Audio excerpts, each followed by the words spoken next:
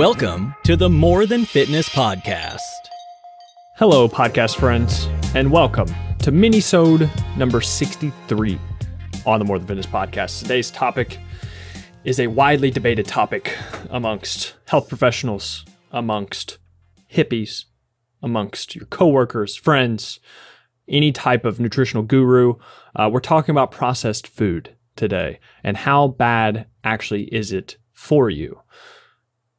And I think that the blanket statement of saying avoid or eliminate all processed foods, they're bad for your health, is short-sighted. And it's kind of missing the forest through the trees, right? And I think what people don't understand is that some processing can absolutely be helpful. And then other times it can take away and strip nutrients from foods. So let's go ahead and get right into it. Thinking of processing on a spectrum, we have something on the negative end of the spectrum, and whenever too much processing happens, it can, again, take away the nutrients of the food. Typically what happens is the more processed a food becomes, the lower amount of nutrient density that food has. That right there is the main issue with processed foods. You can literally turn this off right now and just say, hey, it's probably not a good idea to consume a lot of processed foods in your diet simply because they don't have the vitamins, minerals, and phytonutrients that are typically in foods that aren't as processed. So we have whole foods. And an example of this, take brown rice, for example. If you take brown rice in its natural state, it's a whole food. It's going to have vitamins, minerals, phytonutrients, fiber, all of that good stuff in it. But if you continue to process that grain, that's whenever you would come up with something like a Rice Krispies, right? That's a Rice Krispie is basically just carbohydrates and and sugar, both, right? It's rice and then also some added sugar with it. And that's not going to be nutritionally rich in your diet. Of course, that doesn't mean that you can't include Rice Krispies in your diet. Rice Krispies could very much play a role in your post-workout nutrition. Whenever you need something that is lighter on your stomach, you need quite a bit of carbs. Let's say for some people, and this may be hard for some of you to believe, but some people have to eat 300 to 400 grams of carbs in a day. I have clients who have to eat 300 to 400 grams of carbs in a day. And that can be extremely difficult whenever you're trying to only eat that through white potatoes or sweet potatoes or brown rice, for example.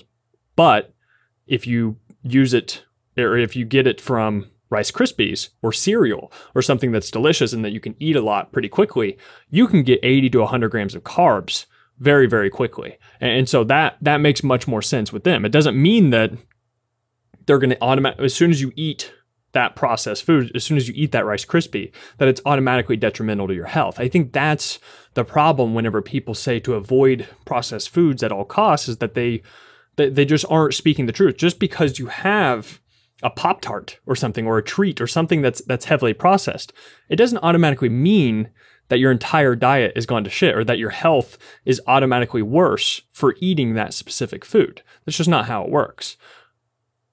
And so what I'm getting at here is that as long as your diet mostly consists of whole foods, and then you sprinkle processed foods in throughout it based off of whatever, it could be convenience, it could be taste, it could be, for a specific example, like post-workout nutrition, I think that it's completely viable, right? One example of processed foods that are good would be whey protein. People don't realize this, so whey protein comes from milk. Whenever you get milk, obviously it doesn't come in the form of whey protein. There has to be a process where this is filtered out. They have to filter out the fat and the carbohydrates, so basically all you're left with is whey or casein protein. That's amazing. So that form of processed food has plenty of nutritional benefits, especially in terms of gaining muscle and losing fat. And so that's something that people need to consider. But if you're talking about processing in the forms of heavily processed snacked goods or things that are going to last on the shelf for a long time. They have a long shelf life. They have some preservatives. So think of like Oreos or something like that. It's going to have a high amount of trans fats in it. And that is a very heavily processed food that is probably not going to be useful if you are consuming large quantities of those on a regular basis. Again, this is 2 Oreos a day, sure, that's totally fine as long as you're hitting your calorie goal for the day, your macronutrients for the day, you're getting in multiple servings of fruits and vegetables. Have at it. It's totally that you're still going to be a completely healthy individual, even if you have a couple Oreos each day, as long as the majority of your diet is based out of primarily whole foods. And I think that's the main thing with this is the more processed foods you eat, that means the more devoid of nutrients your overall diet is going to be. Another thing is going to be that processed foods are typically, like I said, they're lower in nutrients, but they're also lower in fiber. And fiber is something that's going to keep us full. So if you're dieting, it's probably in your best interest to limit the amount of processed foods that you consume, because those 200 calories from white rice could be better spent. Those 200 calories could be better spent on other more fibrous vegetables, broccoli, or something like that. That's going to keep you a little bit fuller than the white rice is going to keep you for the same amount of calories. That's essentially what you have to consider. And so, with processed foods, it's going to be, they're devoid in nutrients, they're devoid in fiber, they're very easy to overconsume. If you have a lot of them, take a Pop-Tart, for example. It's got sugar, salt, fat. It's delicious, right? You can eat a lot of them. And I think the average is going to be like 250 calories a pop. And so that's probably not beneficial if you're trying to lose weight and say you only have 2,000 calories to eat for the day. Those calories in that Pop-Tart could be better spent on a salad or something like that. It's just, that's what makes sense. Let's see. I'm reading through something else here. Okay. Yeah, I think for the most part, that's going to cover it. I just think that people get too concerned with just blanketly saying, yeah, processed foods are bad for you. But the science is pretty clear that as long as the majority of your diet is you're managing your calories, you're managing your macronutrients, you're hitting multiple servings of fruits and vegetables per day, you're having a higher fiber diet, it's totally fine. Processed foods are not going to be a big deal. And just to get nuanced real quick and just kind of break this out even further, it's kind of the same definition of clean eating. Whenever people say that you should just eat clean, it's like, okay, well, what does that exactly mean? Like what foods are like, is an apple considered clean? It has sugar in it.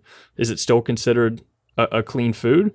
Right? It's just like whenever you start really getting nuance with these certain things, it's just an arbitrary definition of, okay, this is a clean food, this is not. And that's just not how our bodies work. Our bodies don't see things as good or bad or as whatever. It's just all nutrients and then metabolizing those nutrients once it gets inside your body. But what I think people forget is that microwaving foods would make it more processed. If you put food in the fridge, technically that would be a processed food. You're using some type of, it's not natural, right? You're storing that food. And so I think that people can get too caught up in just saying, hey, no processed food, eliminate all processed foods, it's causing inflammation, all this other nonsense that just has no scientific backing. And so, and then in the example, like I mentioned with the whey protein, there are some examples where that processing can be good. And I think that's what we need to remember. So that is basically it. It was a quick one. I think for the most part, that's about the extent of what you need to worry about processed foods. 80% of your diet, keep it from whole foods. Sprinkle in those processed foods more as you need it in order to adhere to your goals. You need that Pop-Tart to stick with your diet for the rest of the week. By all means, have the damn Pop-Tart. However, I think that is a wrap. Okay, ladies and gentlemen, that is it for Minisode number 63 on the More Than Fitness podcast. As always, thank you so much for listening and for watching. See ya.